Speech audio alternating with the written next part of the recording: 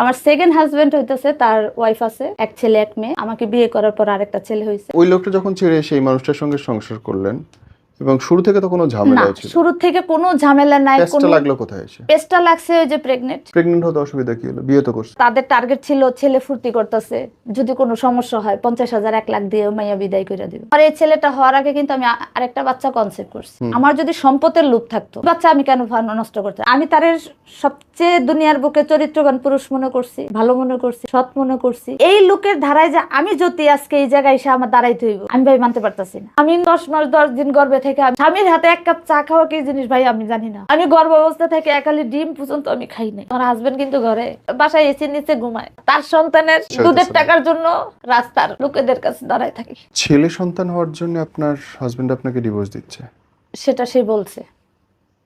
এবং 18 মাস হয়ে গেছে আপনার ছেলে 19 মাস চলে। 19 মাস চলে এবং উনি একবার দেখেও নেই, করলেও নেয় নাই ছেলেটারে। ওই যখন রিহাব থেকে ওনাকে আনা হয়েছে জানুয়ারির 29 তারিখে, 30 তারিখ উনি আমার বাসায় গেছে। তখন আমার ছেলের বয়স 4 মাস। এবং রিহাবে গেছে হচ্ছে তাও তার নেশা করার কারণে না। না, সে সিগারেট আর চা বাদে কিচ্ছু খায় না। অদ্ভুত একটা জীবন গল্প শুনতে আপনি শুরু করলেন। আমরা বলি যে আমরা চেষ্টা করছি সত্যটা তুলে ধরার জন্য, জীবনের বিচিত্র জায়গাগুলো আপনার সামনে উপস্থাপন করার জন্য এবং প্রতিবাদ সচেতনতার জন্য আমাদের এই প্রচেষ্টার সঙ্গে থাকবেন, সাপোর্ট করবেন, শেয়ার করবেন এবং অবশ্যই প্লিজ আমাদেরকে সাবস্ক্রাইব করবেন, আমাদের চ্যানেলগুলো, লিখবেন আপনার মতামত। বোন, আপনার বিয়ের শুরু থেকে বলেন তো এই ভদ্রলোকের সঙ্গে দেখা, বিয়ে কেমন করে হলো? আমি সর্বপ্রথম ফকিরাপুর চাকরি করতাম। ওনাদের অফিসে, সরি, ওনাদের বিল্ডিং এ আমার অফিস ছিল। আচ্ছা। ওনাদের বিল্ডিং এ 6 তলা আমি জব করতাম। 2016 সালে আমি বিজনেস দিই, কুরিয়ার সার্ভিস। আচ্ছা। আমার অফিসের নাম হচ্ছে বৈশাখী এক্সপ্রেস লিমিটেড। তখন উনি যেহেতু আমাদের বাড়িওয়ালা, এখন আপনার বিল্ডিং আপনি আসতেই পারেন। তো ওনার সাথে কখনো কোনো দিন আমিও কোনো খারাপ ব্যবহার করিনি, সেও কখনো বলে নাই। দেখলো ওই ম্যাডাম কেমন আছে, ভালো আছে, এতটুকু। আর ভাড়ার সময় হলে ভাড়া নিতে আসতো, এই পর্যন্ত। আপনার 2018 সালে হালকা পাতলা একটু অফিসে সে আসা যাওয়া করতো, ম্যাডাম কেমন আছেন, কি করেন, এতটুকু। তাই ওনার সাথে সবচেয়ে বড় বিষয় হচ্ছে যে একটা মেয়ে তখনই একটা পুরুষের প্রতি দুর্বল হয় যখন তার ছোট ছোট শখ বা ছোট ছোট আশা একটা পুরুষের কাছে কিন্তু, যখন আমি দেখব ওই পুরুষটা আমার পছন্দের মতন চলে, বা আমি যে জিনিসটা ভালোবাসি বা আমি যে জিনিসটা পছন্দ করি, ওই লোকটাও সেটা করে, আমি মনে করি তখন ওই মেয়েটা কিন্তু ওই পুরুষের প্রতি আস্তে আস্তে দুর্বল হই। আমার ফার্স্ট হাজব্যান্ডের সাথে আমার 9 বছরের সংসার, আমার একটা ছেলে, আল্লাহ বাচ্চায় রাখলাম, আমার বড় ছেলে ইন্টার ফার্স্ট ইয়ার। আপনার আমি কখনো 9 বছর সংসার জীবনে বলতে পারবো না ওই ব্যক্তিটা কখনো আমার জিজ্ঞেস করছে যে তুমি কি পছন্দ করো, তুমি কি খাও, বা কোন ড্রেসটা তোমার পরলে ভালো লাগবে, বা কিভাবে চললে তোমার ভালো। সে সবসময় তার চাহিদার চিন্তা করতো। সে থাকবে, খাইবে, তার চলাফেরা, তার সব কিছু, মানে আমি তখন তার ক্ষেত্রে পুরুষ, সে সাথে নারী, ওরকম। তা আমার সেকেন্ড হাজব্যান্ড হইতেছে, তার ওয়াইফ আছে, এক ছেলে এক মেয়ে। আমাকে বিয়ে করার পর আরেকটা ছেলে হয়েছে। মানে আপনি যখন বিয়ে করেন তখন অলরেডি তার একটা এক ছেলে এক মেয়ে। এবং আপনি এটা জানতেন? হ্যাঁ, আমি জানি, আমি সবকিছুই জানি, মিথ্যা কথা বলে লাভ নেই। তখন কি আপনি ওই মহিলার অনুমতি আছে কিনা জিজ্ঞেস না, করছেন? ওনারা সবকিছু জানে। ওনাদের কোনো দিন, আপনার আজকের দিন পর্যন্ত আমার সতীন বা ওই মহিলা আমার আজকের দিন পর্যন্ত একটা ফোন করেন, আজকের দিন পর্যন্ত। তারা সব জানে। তো এটা কি আপনি জানতেন যে উনি অনুমতি দিছে কিনা বিয়ের? না না না, উনি কোনো অনুমতি দেয়নি। যখন আমার বিয়ে করছে, বিয়ে করার আপনার 3 থেকে 4 মাসের মাথায় আমার শ্বশুর বাড়ি, আমার সতীন, তারা সবাই জানে। জানা এক জিনিস আর না, অনুমতি জানানোর জানছে, প্লাস আপনার আমার হাজবেন্ডকে ডাকাই নিছে। ডাকাই নিয়ে আপনার জিজ্ঞেস করছে, আমার ওনারা সবাই জ্যোতি ম্যাডাম বলে, যে কিরে কি শুনি, কি। তখন বলতেছে তুই বলে জ্যোতি ম্যাডাম রে বিয়ে করছিস। তো প্রথম অস্বীকার করছে, আমার হাজবেন্ড প্রথম অস্বীকার করছে। পরে আমার শাশুড়ি যখন বলছে যে না আমি তো জানি, প্রমাণ আছে, পরে বলছে হ্যাঁ আমি বিয়ে করছি। তখন আমার সতীনও ছিল। তখন আমার শাশুড়ি বলছে যে তুই যে বিয়ে করছিস ভালো কথা, এখন তুই বউরে খাওয়াবে কি।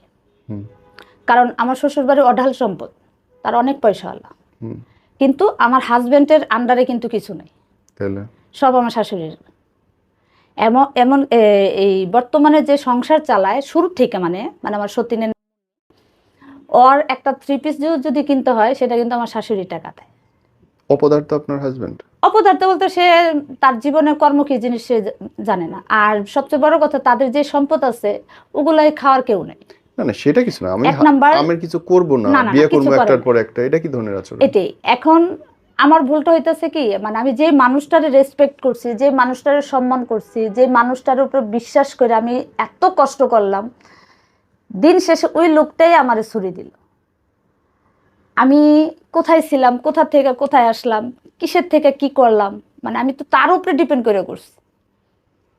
আমি তো তারে বিশ্বাস করছি যে না থাক, একটা মেয়ে যতই আমি যত কিছুই পারি, দিন শেষে তো আমি একটা বলতে পারবো আমার হাজবেন্ড আছে, আমার মাথার উপরে একটা ছায়া আছে। এই ছায়া এমন একটা খুললেন যেটা অলরেডি ওই ছায়ার নিচে আরেকজন রয়েছে। হ্যাঁ, এখন আমি কখনো, আমার বিয়ে হয়েছে 2020 সালে, সে কখনো বলতে পারবে না আমি কখনো তারা জোর করে বলছি যে আজকে আমার এই জিনিসটা দিয়ে, বা আমার মাসে খরচ 5,000 টাকা, আজকে 4,000 টাকা দিয়ে, বা আমার ঘর ভাড়া 20,000 টাকা, আপনি 10,000 টাকা দিয়ে, সে বলতে পারবে না। তারপর কখনো তার আমি ফোন দিয়ে বলিনি আজকে আপনি বাসায় ওইখানে থাকতেছেন, আপনি আমার এখানে আসেন না কেন, তাও বলিনি। জাস্ট কারণ দিন শেষে তো আমি একটা নারী, আমি যত কিছুই করি, একটা বাচ্চা নিয়ে ঢাকা শহর ফকিরাপুলের মতন এলাকায় চলা, একটা বাচ্চাকে আপনার, আমি যখন ওই হাজবেন্ডকে ছাড়ছি তখন আমার বাচ্চা 2 বছরও হয়নি। ওই বাচ্চারে তিলে তিলে তিলে তিলে এত পরিশ্রম করে আপনার কলেজ অবধি আনা। আমি একটা মেয়ে মানুষ, আমি তো কোটিপতি না, বা আমার ফ্যামিলি তো এত আহামরি কোটিপতি না যে ওইখান থেকে 2 লাখ টাকা 5 লাখ টাকা আমি আমি ইনকাম করলে আমার সন্তান চলবে। আজকে আমি ইনকাম বন্ধ করলে আমার সন্তান কিন্তু চলতে পারবো না, বা আমার সন্তানকে ব্যাকগ্রাউন্ড বা সাপোর্ট দেওয়ার মতন কিন্তু কেউ নাই। তখন উনি যখন আস্তে আস্তে দেখে ওনার চলাফেরা মানে আমার কাছে একটু অন্যরকম লাগতেছে, তখন আমি তারে প্রশ্ন করছি, এমনকি আপনি যে আসা যাওয়া করেন অফিসে, ওনার ওর বড় ছেলের নাম আবির, এমনকি আবিরের মা দেখা গেছে হঠাৎ শুনলে একটা খারাপ দেখা যাবে, যেহেতু আমি আপনাদের এখানে ভাড়াটিয়া, আপনি আমার এখানে আইসেন না। পরকে কে, আমার বাড়ি আমার ঘর, আমি আসলে সমস্যা কে, আর আমি তো আর বাপের কামাই খাই, জয় আমার বলবো। এমনকি বাইরে কেউ কারো কামাই খায় না, যখন একটা ঘটনা ঘটে তখন সবাই কিন্তু ওই দিন শেষে মহিলা গরির দিকে আঙ্গুল তুলবে যে আপনি আসতেছেন যাইতেছেন, এটা কিন্তু হইব না। এই কথাটা বইলা আমি আমার মতন কাজে চলে গেছি। তখন উনি হজে যাইব, হজে যাওয়ার ঠিক 2 থেকে 3 দিন আগে আমি অফিসে কম্পিউটারে কাজ করতেছি, তখন আমার বলতেছে ম্যাডাম আপনার একটা ব্যক্তিগত কথা বলি। তা আমি কি বলেন। তো যে কোনো একটা বিষয় নিয়ে মনে আমি একটু কান্নাকাটি করছি, তা আমি কানলাম আর চোখ মুখ ফুলে যায়। তা আমার বলতেছে কয় মুখ টুক লাল হয়ে রয়েছে, ম্যাডাম আপনি কানছেন না। তা আমি কই মেয়ে মানুষ যে জন্ম নিছি, কানতে তো হইব, হাসতে হইব, কানতে হইব। তা উনি তখন আমার প্রশ্ন করলো, সবচেয়ে মজার বিষয় হলো এটা যে আমি বিয়ে বসবো আমার কোনো টেনশন নেই, টেনশনটা ওনার। তা আমি আবার হাসতেছি, আমি বিয়ে বসবো না না বসবো এটা নিয়ে আপনারা তো টেনশন কে। ম্যাডাম আপনি কি বিয়ে বসবেন, আমি কি বসলাম, বিয়ে তো বসবো আর তো কিছু না। আমি দুষ্টামি করতেছি। বড় ম্যাডাম যাই করেন, আমি হজে যাবো পরশু দিনকা, আমি হজের থেকে আসলে আপনি যা খুশি তা করে। তা আমি কম্পিউটারে এখানে বসে থেকে ওনার দিকে ধ্যান ধরে চেয়ে রয়েছি। উনি হজে যাইব, আমার বিয়ের সাথে হজের সম্পর্ক কি? বা ওনার সাথে তো আমার এমন কোনো সম্পর্ক নাই যে ওনার অপেক্ষাটা আমার করতে হইব, বা ওরকম কোনো কমিটমেন্টও নাই। তাহলে আমি আবার কম্পিউটার বসে থেকেই ওনার দিকে তাকায় আমি বলতেছি যে আচ্ছা আপনি হজে যাবেন, হজের সাথে আমার বিয়ের সম্পর্ক কি? না ম্যাডাম এখন এত কিছু বলবো না, আপনি জাস্ট হজ পর্যন্ত ওয়েট করেন, তারপর আপনি বিয়ে বসেন, যাই যা খুশি তা করেন। আমি আপনার একটা কথাটা গুরুত্ব দিন, যাক হ্যার মন চেয়ে কইছে থাক। আমি আমার মতো সে হজে চলে গেছে, হজের থেকে আসলো, কখন আসছে তাও আমি জানি না। তো যেদিন সে হজের থেকে আসে, আমি অফিসে কাজ করতেছি, আপনার 2টা খেজুর ওনার হাতে, একটা উনি খাইতেছে, একটা খেজুর আমার জন্য নিয়ে আসছে। আমার ছেলেও ছিল, আমার ছেলের আমি মতিঝিল রেখা পড়াশোনা, আমার সাথে আমার অফিসে রেখে আমি পড়াশোনা করাইছি যাতে ছেলের কষ্ট না হয়। তার খেজুরটা নিয়ে আমার হাতে দিয়ে বলতেছে ম্যাডাম নেন। তা আমি ডরাই গেছি, আমি যে হঠাৎ সারা শব্দ না আইসা পড়লো। পরে আমি কখন আসছেন, ম্যাডাম 10 মিনিট। তখন আমার ভিতরে একটু সন্দেহ লাগে, 10 মিনিট হইলো, এয়ারপোর্ট থেকে আসলো, বাসায় না ঢুকা খেজুর হাতে নিয়ে তাড়াহুড়ো করে আমার এখানে, মানে একটু আমার ভিতরে একটু সন্দেহ হইলো। তারপর আমি তার কিছু বলেন, আমি 10 মিনিট হয়েছে আসছেন, হ তো খেজুরটা দিয়ে ধরেন ম্যাডাম, সৌদির থেকে আনছি, খান। তা আমি আবার হাসতেছি আর বলতেছি, আমি কি আরে বাপ, সৌদির থেকে খেজুর নিয়ে এসে আর কিছু পারলেন না, শুধু খুঁজে না, পরে আপনার কি লাগবে? আমি কি না রে ভাই, আমার কিছু লাগবে না। তো চলে গেছে, অত একটা গুরুত্ব নেই। কিন্তু আমার মাথার মধ্যে যে বলছে 10 মিনিট, ওইটা আমার মাথায় গোল পাকাইতেছে। কারণ কি, সে ফ্যামিলি, তার ছেলে মেয়ে আছে, বউ আছে, হজের থেকে এত জার্নি করে আইসা ঘরে না ঢুকে 10 মিনিটের মধ্যে আবার আমার সাথে দেখা করলো। আবার আমার বলতেছে, ম্যাডাম সন্ধ্যার দিকে কি আপনার কাজ শেষ হইব না? তখন আমি বলি, কেন ভাই? কয় না, একটু খিলগাঁও যাবো, আপনি আমি, তারপর মানে আমাদের সাথে আরও কয়েকজন ছিল, ওনাদেরকে নিয়ে আপনার কফি খাইতে যাবে। তা আমি বলতেছে, ভাইরে আমার কাছে টাকা নাই, আপনার এই কফি খান। তখন বলতেছে, অসুবিধা নেই, টাকা আমি দেবো। আমি কি না, খাইলে নিজের টাকা খাইতে পারলে খামো, না পারলে নেই। আর আপনার যদি খাওয়াইতে মন চায় ইনভাইট করে তখন গিয়ে খাম। এটা বইলা আমি আমার মতন কাজে চলে গেছি।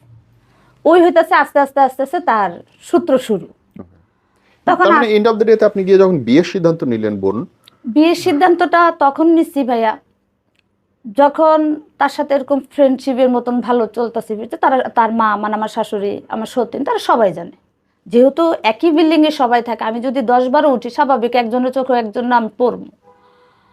তখন আপনার যখন 2-3 মাস হইলো তার সাথে ফ্রেন্ডশিপ হিসেবে ভালো চলাফেরা, সে আমার ভালো মন্দ সব কিছু শুনলো, আমার আগের হাজব্যান্ডের কাহিনী, তারপর আমার বিজনেস কীভাবে আমি কিসের থেকে কি করলাম, এভরিথিং সে শুনলো।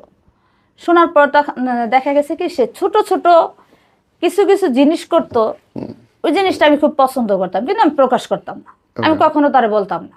যেমন আমি চা খুব পছন্দ করি, সেও চা খুব পছন্দ করে। আমার আমার টাকা পয়সা যতই থাকুক, আমার আহামরি কেনাকাটা মানে বড় বড় মার্কেটে যে যাইতে হইব, বসুন্ধরা, যমুনা, ওগুলার নেশা নেই। আমি যত টাকার কেনাকাটা করি নিউ মার্কেট, এখনো আপনার ওর মধ্যে ওইটা আছে। আমি যেরকম একজন মানে দিতে বা খাওয়াইতে খুব পছন্দ করি, এটা ওরও আছে। আর কখনো মানে ওই যে বাড়িওয়ালার ছেলে হিসেবে ওর গেট আপ দেখলে আপনি কখনো বুঝবেন না যে ওই বাড়িওয়ালার ছেলে। একদম বলবেন যে আমি মিথ্যা কথা বলতেছি, যে আপা আপনি মিথ্যুক। সে কখনো বাড়িওয়ালার ছেলে না, তার ভিতরে কোনো অহংকার নেই। কারোর 200 টাকা দিতে গেলে তার কোনো দ্বিধাবোধ নেই, কারোর ছোট করে কথা কয় না, মানে এভরিথিং আমার কাছে তার পছন্দ। যখন সে আমাকে বিয়ের প্রস্তাব দিল, তখন আমি তার সরাসরি না করে দিচ্ছি। আমি কি, ভাই শোনেন, আজকে নেশায় পয়লা নিবেন আমারে, 2 দিন পর কিন্তু এটা থাকবো না। আমারে ভালোবাসবে সবাই, আমি ফকিরা ফুল কিন্তু আজকে ধরে না, বহুত পুরুষ আমারে নিতে চাইছে, এটা আপনিও জানেন। আপনি নিজেও কিন্তু টেকেল দিচ্ছেন। আমি জ্যোতি কিন্তু জ্যোতিই রয়েছি, আমি আমার জায়গায় বসে রয়েছি। কারণ আমি যেহেতু মেয়ে মানুষ, রাস্তাটা হাঁটি, স্বাভাবিক দুইটা মানুষ দুইটা কথা বলবোই। এখন এগুলা ধৈরা তো ভাই আমার জীবন যাবে না, আমার পেটে ভাত আসবে না। আর সবচেয়ে বড় কথা, আমার সন্তান তো মানুষ হইব। এখন কে আমার ইশারা দিল, কে খারাপ বললো, কে ভালো, এটা আমার দেখার বিষয় না। একদম আমার টার্গেট ছিল ভাইয়া যে আমি ছোট একটা বিজনেস করি, আমি ফ্যামিলি নিয়ে, আমার বাপ নাই, আমার একটা ভাই নাই। বাবা মারা গেছে কতদিন? বাবা মারা যায় নাই, বাবার আরেক সংসার আছে। আমরা ছোট থাকতে আমার মা আমাদেরকে নিয়ে এসে পড়ছে। ভাইটা একটা ভাই, আমরা 2 বোন 1 ভাই। ভাইটা একটু প্রতিবন্ধী, থাকা না থাকা এক সমান। আমরা 2 বোন, আমি সবার ছোট। বড় বোনের 2 মেয়ে, আমার 1 ছেলে, আল্লাহ বাঁচায় রাখলে এখন 2 ছেলে। তখন আমি চিন্তা করি যে যত কিছুই করি, দিন শেষে তো আমার কাজ করতে হবে। এই হাজবেন্ড তো আপনার বাচ্চা সম্পর্কে জানতেন? হ্যাঁ, এই হাজবেন্ড তো আপনার বাচ্চা সম্পর্কে জানতেন যে আপনার বাচ্চা আছে? তখন যখন সে বিয়ের কথা হলো, আমি একটার পর একটা মানে অজুহাত যত হোক, আমি তাদের বিল্ডিং এ অফিস করি, এখন তাদের সাথে দ্বন্দ্ব করে তো ভাই আমি পারবো লাভ নেই, পারা যাবে না। আমি আপনার এখানে যদি এখন বসা থেকে আমি আপনার সাথে গঞ্জাম করে পারবো? আমি এখান থেকে সইরা গেলে পারবো, এখানে থেকে তো আমি কিছু করতে পারবো না। সঠিক। আর সবচেয়ে বড় কথা, আমার মাথার উপরে তো কেউ নাই। আমি আপনার একটা গালি দিব, গালির ফিডব্যাকটা কে দিব? দিন শেষে কিন্তু ওইটার যুদ্ধ কিন্তু আমারই করতে হইতো। যেমন এখনো কিন্তু ইনস্টল, আমি আমার যুদ্ধ আমি একাই করতেছি। আমার সাইডে কিন্তু সাইডে বহুত আছে, কামের সময় কাউরে পাওয়া যায় না। আমি জানি না আল্লাহ তাআলা কবরের আযাব কি জিনিস, আল্লাহ মাফ করুক। আমার শত্রু যে, ওই শত্রুর জন্য আমার আমার আমার সিচুয়েশনগুলো না দেয়, আর আমার মতন বিশ্বাস কারোর যেন না করে। কবরের আযাবও মনে আমার অনেক শান্তি লাগতো। কি হয়েছে বোন বলেন তো? 2020-এ যখন বিয়ে করলো, তখন আমি তার একটার পর একটা মানে অজুহাত দিই মানে যাতে সইরা যায়। তখন লাস্ট সিচুয়েশন আমি তারে বলছি, দেখেন আমার ছেলেটা বড় হইতাছে, বিয়ে বসা কোনো বড় কথা না। বসলাম, দিন শেষে যদি ছেলেটা আঙ্গুল তুলে আমার একটা কথা বলে আমি সহ্য করতে পারবো না, আমি সবারটা সহ্য করতে পারবো না, আমার সন্তানেরটা আমি পারবো না। আমার সন্তান যদি রাজি হয় আমি বিয়ে বসবো, আপনি আপনার মুন্নিরে নিয়ে আপনার মতন আপনি থাকবেন, আমি কাজ করে আমি আমার মতন থাকবো। তখন এই কথা বলছে ওদের, ওই কিভাবে যেন আমার ছেলের সাথে কথা টথা বলে আমার ছেলেরে কনভিন্স করছে।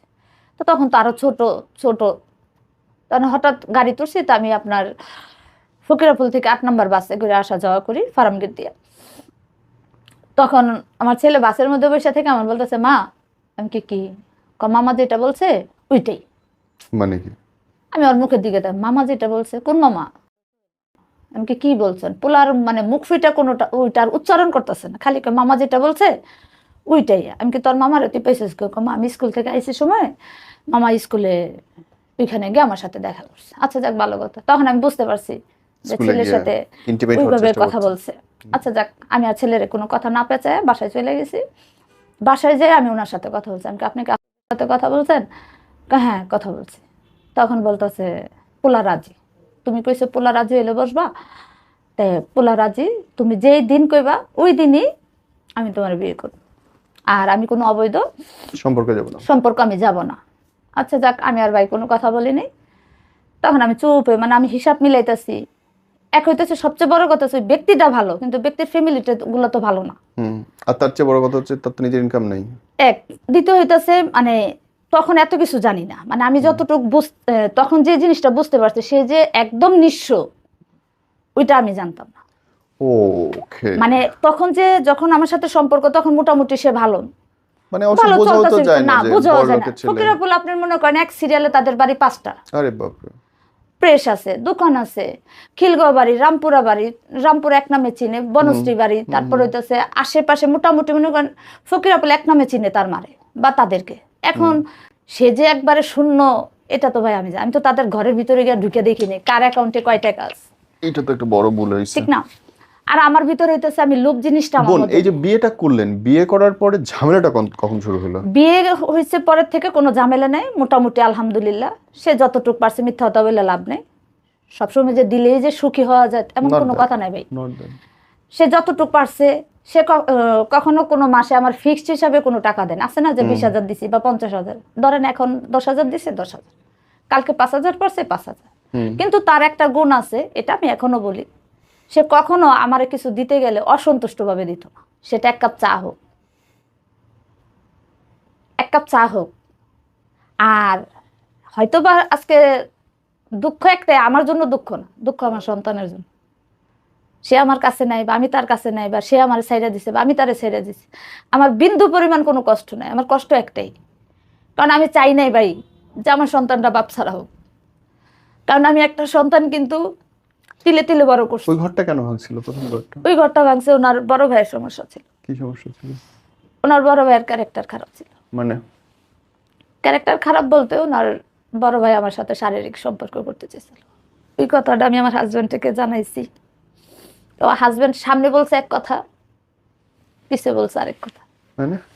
মানে যেদিন ঘটনাটা ঘটে ওদিনকেই আমার হাজব্যান্ডকে আমি সরাসরি বলি যে আপনার বড় ভাই এই কাজ করছে, এক কাজ করে না। ওর বড় ভাই আমার সাথে থাকতো, মানে আমরা 2 রুমের ফ্ল্যাট নিয়ে থাকতো। তখন আমার ছেলে 1 বছরের মতো, 1.5 বছরও হয় না। তখন ওই বলতেছে তুমি, মানে আমার ফ্যামিলির সবাই বলে আমার রাগ বেশি, এটা আমিও বলি আমার একটু রাগ বেশি। তা আমার হাজব্যান্ডে বলতেছে তোমার জিদ বেশি। আচ্ছা ঠিক আছে, বলছো এগুলো কার চিল্লাহাল্লা করো না, মানুষ শুনলে শরম। আচ্ছা যাও, আমি সমাধান করতেছি। ওরা আবার ভাইয়েরা দাদা বলতো। আচ্ছা ঠিক আছে, আমি দাদারে আলাদা চলে যেতে বলবো। আপনারে ঠান্ডা করে গিয়ে ভাইরে, আমি যেরকম রুমের মধ্যে কথা বলতেছি, কান্নাকাটি করতেছি, ওই আসলো, আইসা আমার এই কথাটা বললো। আমি যে ওর পিছনে গেছি এটা আর ওই ফলো করেনি। হ্যাঁ, ওই আবার ওর ভাইয়ের রুমে গেল, আমি ওর পিছনে, এটা ওই খেয়াল করেনি। গিয়ে ওর ভাইরে বলতেছে আপনি আসলে অনেক খারাপ, আপনি জানেন ওর জ্যোতির জিদ বেশি, ওর জিদ উঠলে ওর কোনো হুঁশ থাকে না, ওর কারে কি কয় হুঁশ থাকে না। আপনি কি কারণ ওর লগে এরকম কইয়া ওর সাথে কথাই কন কিসের জন্য, আর কথা বললে এত ছোট হন কিসের জন্য, আপনিও ছোট হন আমারও ছোট করেন। আমি হইতেছে আমার হাজব্যান্ডের পিছিয়ে দাঁড়ানো। তখন আমি আমার হাজব্যান্ডের পিঠে হাত দিয়ে আমি বলেছি, আপনি কি বললেন আবার বলেন। তখন সে চমকাই গেল। চমকে গেছে, এখন আর আমার কিছু বলে না। পর ঘরে ঢুকলো, আমি কি আপনি আমার কি বললেন? আমি মানে দোষ তো পুরো উল্টে গেল তাহলে। আমি পাগল হয়েছি ঠিক আছে, কিন্তু আমি তো এত পাগল হই না যে আমার নিজের ইজ্জত আমি মানুষের কাছে বিতরণ করতে যাবো। আমি তুই পাগল না। আর আমি প্রমাণ সহ ইনুস্টার যখন ঘটনা ঘটছে, ঘটনা ঘটার মনে করেন 10 থেকে 15 মিনিটের ব্যবধান আমি তার সাথে শেয়ার করলাম। এখানে মিথ্যার কি হলো? জলজন্তু তার ভাইও তো আমার সামনে। আমি আপনার নামে মিথ্যা কথা বললাম, আপনার ভাই বসে বসে শুনলো। তা তো হইতে পারবে না। আমি একটা লোকের নামে এত বড় কথা বললাম। সবচেয়ে বড় অভিযোগ দুনিয়ার। আর সবচেয়ে বড় কথা হচ্ছে সে হচ্ছে আমার শ্বশুরবাড়ির বংশের বড় ছেলে, এবং কি আমার শ্বশুরবাড়ির সবাই তারে রেসপেক্ট করে, আমিও করি। আমি ওই লোকটার নামে শুধু শুধু ঘরের মধ্যে ঢুকেই আমার হাজবেন্ডের সামনে মানে আনাই বানাই বইলা ফেললাম, এটাই হয়ে গেল গা? এটা হয়? তারপর ওই সূত্রটা ধরে আমার ভিতরে ওইটাই কষ্ট, যে স্বামীর কাছে যদি ছায়া না পাই। তারপরে সে ম্যানেজ করার জন্য কি বলছে? পরে বলতেছে আচ্ছা ঠিক আছে তুমি চুপ থাকো, কালকে আমি আম্মার মানে আমার শাশুড়ির কথা বলছে, আম্মারে ফোন দিয়ে দাদা মানে আমার ভাসুর আছে আরো 2 জন, ওদের সাথে কথা কই, তারপর দাদার আমি আলাদা করে দেবো। এই কথাটা বলার পর ওনারা পরের দিন 2 ভাই মিললে, আমার হাজবেন্ডে তখন কারণ বাজার বাইং হাউসে চাকরি করে, 2 ভাই মিলে কারণ বাজার গিয়ে মানে 2 ভাই পরামর্শ করলো। আর তারা ছাড়ার উদ্দেশ্য হলো এইটা হইতেছে মূলত মেন কারণ এটা। দ্বিতীয় কারণ হইতেছে সে প্রতিনিয়ত টর্চার করতো। শারীরিকভাবে? হ্যাঁ, প্রতিনিয়ত মনে করেন যেদিনও সে না পারবে একটা থাপ্পড় হইলেও সে আমার গায়ে দিত, এবং কি সেটা কারণ হোক অকারণ হোক, আপনারা দেখাইয়া হোক, আর মানুষজন দেখলে সে খুব মানে পুরুষত্ব ফলায়। অম্বিতম্বি করে। তখন মনে করেন এমন একটা সিচুয়েশন তৈরি করব, এমন করব যে আমি ওইখানে কোনো কথা বলতে পারি না, আমি নিজের থেকে বোবা। আমি 9 বছরে আমি বলতে পারবো না ভাইয়া যে আমি তারে নিয়ে 9 দিন 9 সেকেন্ড তার সাথে আমার ভালো কোনো মুহূর্ত আছে। কিন্তু ওটা কিন্তু আমার ফার্স্ট বিয়ে, আমার কিন্তু অনেক অল্প বয়সে বিয়ে। 2004 সালে আগস্টের 27 তারিখে আমার বিয়ে। একটা মেয়ের যদি হাজবেন্ড ঠিক না থাকে তার আসলে দুনিয়াতে কিছুই থাকে কি থাকে তার? আমি ভর করি কিসের উপরে? আমি কার উপরে ডিপেন্ড করে যুদ্ধে নামবো? ওই লোকটাই তো আমার না, আমি যুদ্ধ করবো কারেনি। ওই লোক, তার মানে ওই লোকটা যখন ছেড়ে সেই মানুষটার সঙ্গে সংসার করলেন, এবং শুরু থেকে তো কোনো না, ঝামেলা ছিল? শুরু থেকে কোনো ঝামেলা নাই। পেস্টটা লাগলো কোথায় এসে? পেস্টটা লাগছে ওই যে প্রেগনেন্ট। প্রেগনেন্ট হতে অসুবিধা কি হলো? বিয়ে তো করছে। প্রেগনেন্টে তাদের টার্গেট ছিল ছেলে ফুর্তি করতেছে, যদি কোনো সমস্যা হয় 50,000 1 লাখ দিয়ে মাইয়া বিদায় করে দিবে। ছেলে যেহেতু ফুর্তি করতেছে করুক, সমস্যা নেই। যখন বাচ্চা কি আপনার হাজবেন্ড চাইছিল? হ্যাঁ, আমি বাচ্চা নিতে চাইনি। ওকে, আমি বাচ্চা নিবই না, এবং কি সবচেয়ে সত্য কথা হইতাছে আমার এই ছেলেটা হওয়ার আগে কিন্তু আমি আরেকটা বাচ্চা কনসেপ্ট করছি। আমার যদি সম্পদের লোভ থাকতো, বাড়ির লোভ থাকতো, ওইটা তো রেখে ওই দিতাম। বাচ্চা আমি কেন নষ্ট করতে? আমি তো কত বড় একটা গুনার কাজ করছি। তার তার দায় কে দিবে? যার যার পাপের ফল কিন্তু সেই দিবে। আমার পাপের ভাগ কিন্তু কেউ নিবে না। রাইট। ওই সন্তান আমি নিজের টাকা খরচ করে নিজে যায় ভাইয়া আমি 3 মাসের বাচ্চা নষ্ট করছি। আমি তো বাড়ির লোভ করিনি ভাই, আমি মানুষটার লোভ করছি। ও জানতো? হ্যাঁ, ও বাধা দিছে, মিথ্যা কথা বললাম। তখন আমি বলছি যে না, আপনার কোনো ভ্যালুয়েশন নাই, আপনার কোনো ভর পাই না। আমি বিয়ে বসছি ঠিকই, কিন্তু আপনার উপরে যে আমি ভর দিয়ে যে একটা পা ফালামু, ওই পাটা কিন্তু আমি পাইতাছি না। আর তার চেয়ে সবচেয়ে বড় কথা হইতেছে আমি কর্ম করি। হুট করে ডিসিশন নিয়ে যাবে। আর আমি বাচ্চাটা আমার আরেকটা বাচ্চা কিন্তু সামনে এসএসসি পরীক্ষা দিবে। আমার হিসাব হইলো কোনটা? অনেক দ্বিতীয় বড়। হচ্ছে আমার সংসার অর্ধেক মেনটেন করতে হয় আমার। সে আমার যদি একটা গালিও দিত ভাই, আমার কোনো দুঃখ থাকতো না। একদিন একটা থাপ্পড়ও যদি দিত, কোনো দুঃখ থাকতো না। সে যদি 3 বেলা পিটাইতো ভাই, আমার মনে কোনো দুঃখ থাকতো না। তার থেকে বড়টা সে করছে, যেটা ভাই আমি বহন কইরা এখন আর আমি পারতাছি না। আমি বর্তমানে মানসিক টেনশন নিতে পারতাছি না। আমি এমন একটা জায়গায় আছি, না পারতাছি আমি খাইতে, না পারতাছি আমি ফালাইতে, না পারতাছি আমি নিজের মেনটেন করতে। কারণ আমি তো দিন শেষে একটা মেয়ে, আমি কতক্ষণ ট্যাকেল দিতে পারি আপনি বলেন? এই উনি যেদিন বেরোয় গেল ঘর থেকে, অফিস থেকে, আমার অফিসে ছিল, আমার অফিসের নাইট বইলে কোনো কিছু তো বলা যায় না। কিচ্ছু না, খালি আমার প্রেগনেন্ট অবস্থা, আমার ছেলে বড়টা হওয়ার সময় আমি খাইতে পারি না, অসুস্থ থাকি। তো বলতেছে তুমি তো কিছু খাও না, সকালবেলা আমি তোমার জন্য নাস্তা নিয়ে আসবো। ওইটাই শেষ। তারপরে তারে আন্না রিহাবে নিয়ে রাখলো। আমি তো আর জানি না রিহাব কি জিনিস, এমনি নাম শুনছে, অরিজিনাল ওখানে কি বা কিভাবে কি করতে আমি এগুলো কিছু জানি না। যখন আমি শুনতে পারলাম তার রিহাবে, তখন আমার ভিতরে মানে হিসাব মিলতেছে না। একটা ব্যক্তি নেশাই করে, মানলাম সে নেশাখোর, আমি এতটা দিন ধরে চলতেছি, একদিনও কি আমার চোখে পড়বো না? মাসে 30 দিনের মধ্যে আপনার 25 দিন সে আমার কাছে থাকে। তার ওয়াইফ তখন কোথায় ছিল? আমি খারাপ, আমি তাদের দৃষ্টিতে বা সমাজের দৃষ্টিতে আমি খারাপ, বা আমি বাড়িওয়ালার ছেলে দেখে গেছি, বাড়ি দেখে গেছি, গাড়ি দেখে গেছি, আমি সবার কথা অ্যাকসেপ্ট করলাম। আমার হাজবেন্ড একদিন যদি রাত্রে বাসায় না আসে, আমার হাজবেন্ড চাকরি করে না, বিজনেস করে না, বাহিরে দোকানদারি করে না, পান বিক্রি করে না, সিগারেট বিক্রি করে না, থাকে কই? আমার হাজবেন্ড কার কাছে যায়? এটা পাগল হয়ে যাবো তো আমি। আর সবচেয়ে বড় কথা হচ্ছে, যখন আমার হাজবেন্ড আমার কাছে না আসে, ওনার মোবাইলের ব্যালেন্স যখন শেষ হয়ে যায়, আমার সতীনের মোবাইল দিয়ে কিন্তু আমার সাথে সে কথা বলে। এখন এটা কোন জায়গার ভদ্র আর কোন জায়গার ভালো, এটা ভাই আমার জানা নেই, আমার জানা নাই। কি গো আপনি আমার সতীনের নাম ডাকনাম মুন্নি, মুন্নির নাম্বার দা ফোন দিলেন, সমস্যা নাই তুমি কথা বলো। আমি গলা শুনতেছি মুন্নির, আমি ছেলে মেয়ের কথা শুনতেছি, এই যে তার মানে তো ফ্যামিলি সবাই এভরিথিং, everything 14 গোষ্ঠীতে বলেন ফকিরা, তাইলে তার মানে তারা এই পরিকল্পনাটা, তারা পরিকল্পনা কি, ওই যে একটু আগে উচ্চারণ করলাম, বাচ্চা হয়ে গেছে, বাচ্চা তাদের অংশীদার আসছে, সেটা বলছেই, ওর মা বলছে। আমি জানি না সে কেমন নারী, আমি জানি না আল্লাহ তাআলা তারে কি দিয়ে তৈরি করে দুনিয়াতে পাঠাইছে, বা এটা আমার জানা নাই। আল্লাহ মাফ করুক, আমি যদি স্বয়ং খোদারে পাইতাম তাহলে আমি বলতাম যে আল্লাহ তুমি কোন নারীরে দুনিয়াতে পাঠাইছো, সে কোনো নারী না। কারণ একটা নারী যত নিকৃষ্ট থাকুক, একটা নবজাতক শিশু মারতে পারে না? পারে না। পারে? আপনার আমার প্রতি ক্ষোভ থাকতে পারে, আমার প্রতি রাগ থাকতে পারে, বাচ্চা আমার বাচ্চাটাকে আপনি কি পারবেন না মেরে ফেলাইতে, না, কেউ লোকজন পারবে না। ঠিক করতে? তার বংশ, তার রক্ত, আমি তো অবৈধ তৈরি করি নাই।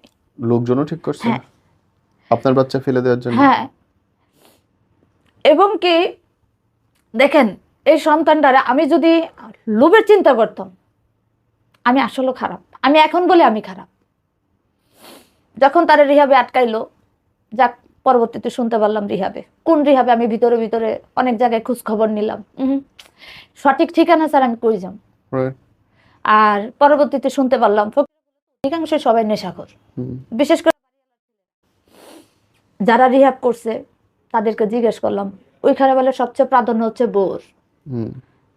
ওনার যে বউ, উনি সবসময় বলতো তুমি তো কর্ম করো, তুমি যে জিনিসটা বুঝো বোঝে না, সবসময় আমার এই কথাটা বলতো। তখন আমি তার একটা কথা বলতাম যে আপনি বলেন না আমি বুঝি, বুঝে নেই থেকে যা পাইবেন না, আমার থেকে তা আপনি পাইবেন না। এমন জিনিসই দিব মৃত্যুর আগ পর্যন্ত আপনি ওটা বহন করবেন, প্লাস ভিতরে রাখবেন, আপনি প্রকাশ করতে পারবেন না। আর আমি যদি দিয়েই যাব, আমি নিতে শিখি নাই, আমি কারোর ক্ষতি করতে শিখি নাই, আমি নিজে ক্ষতিগ্রস্ত হই। আমি মানুষের পকেটের টাকার বান্ডিল দেখি না, আমি পুরুষের বান্ডিলটা কম দেখি।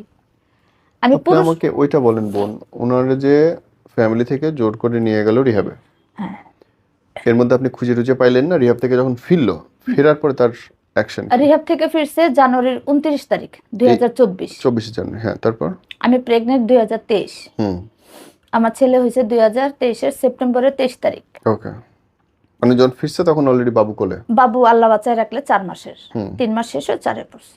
তখন সে যেদিন আসছে সেদিনই আমি তারে দেখছি, তাদের বাড়ির সামনে চায়ের দোকান আছে, আমি ওই রাস্তাটা হাঁটতেছি, উনি আসার ঠিক 5 থেকে 7 মিনিট হইব, ওনাদেরই ভাড়াটি একজন আমারে ফোন দিচ্ছে, বৈশাখ আপা কই আপনি? আমি কি আসি ফকিরা বলি, কেন কি হয়েছে?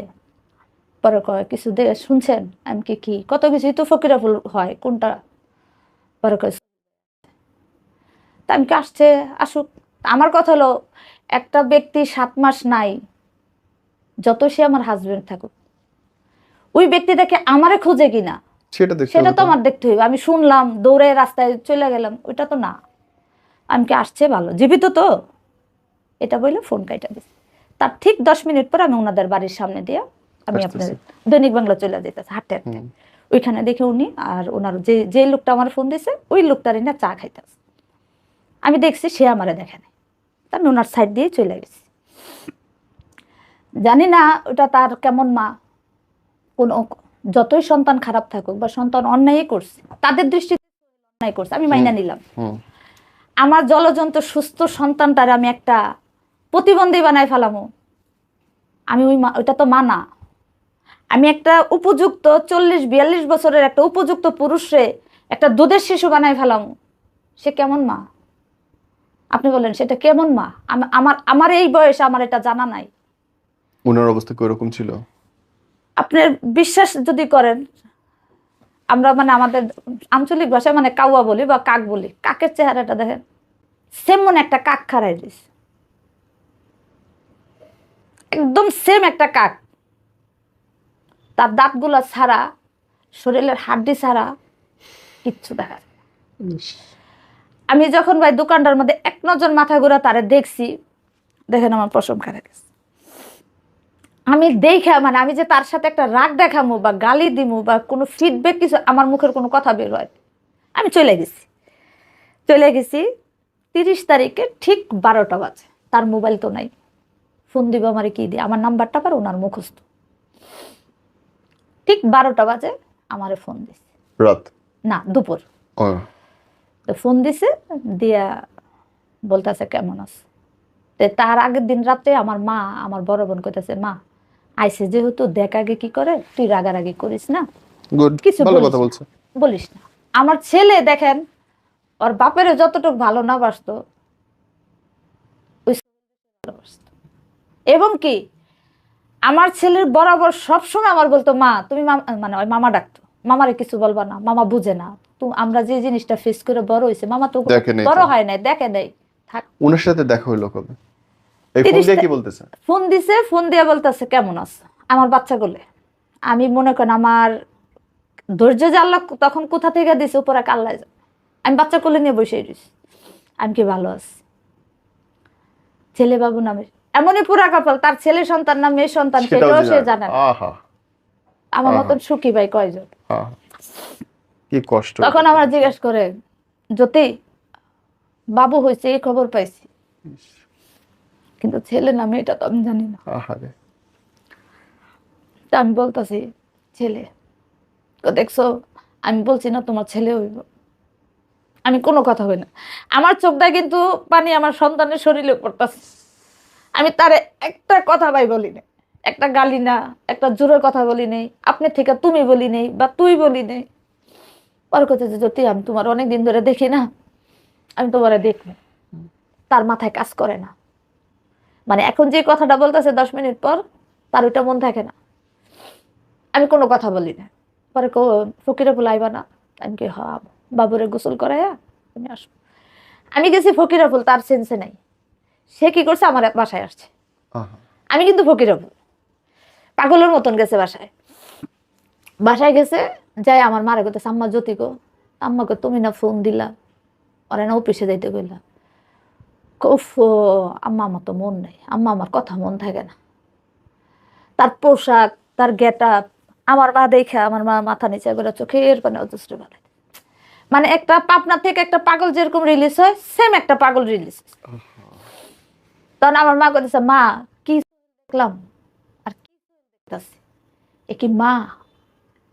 আমি ফকিরাপুর অফিসে, আমি যে যে জায়গায় হাঁটা চলা করি বা কাজে যাই, এটা আমার হাজবেন্ডের সব জানে। তখন আমি আমার খুঁজে আপনার বের করতে হইতেছে, আপনার মতিঝিল এই তেলের পাম্প আছে একটা, করিম, বিশাল বড়। আমি ওইখানে মাত্র দাঁড়াইছি, এর মধ্যে ওনার হুন্ডার শব্দ আসতেছে। আমার সাথে আরেকজন কইতেছে, আপা হুন্ডার শব্দ না, আমি শব্দটা তো ওরকমই লাগতেছে। হ্যাঁ, আমরা দুজনের মুখও দিক দেওয়া, আপনার ভাই হইতেছে পিছনে। এর মধ্যে আমি আস্তে করে মাথাটা ঘুরাইছি, সে একটু দূরত্ব। পরে আমি কি হয় পরে আমি কই আপনারা যা জানেন কিছু শরম পাইব, দরকার কি? আমি কি কিছু বললেন না, থাক। পরে পাইছা দৌড়ায়, মনে করেন একটা ছোট্ট বাচ্চা যেরকম দেখেন না মারে দেখলে ছুটে আসে যেভাবে, সেম একদম অবিকল ওই সিন। আমি ওই পাম্পের ওইখানে ভাই দাঁড়ানো, আমি দাঁড়ায় তার দিকে তাকাইও না, আমি তাকাইও না, আমার চোখ তো পানি পড়তো। আমি কি তাকাম, আমি কোন মানুষে দেখতে গেলাম, এটা কোন মানুষ আমার সামনে দাঁড়ানো? আমি মাথা নিচা করে দাঁড়াই। তখন কইতেছে, তোমার কাজ শেষ হয়েছে না, উঠো।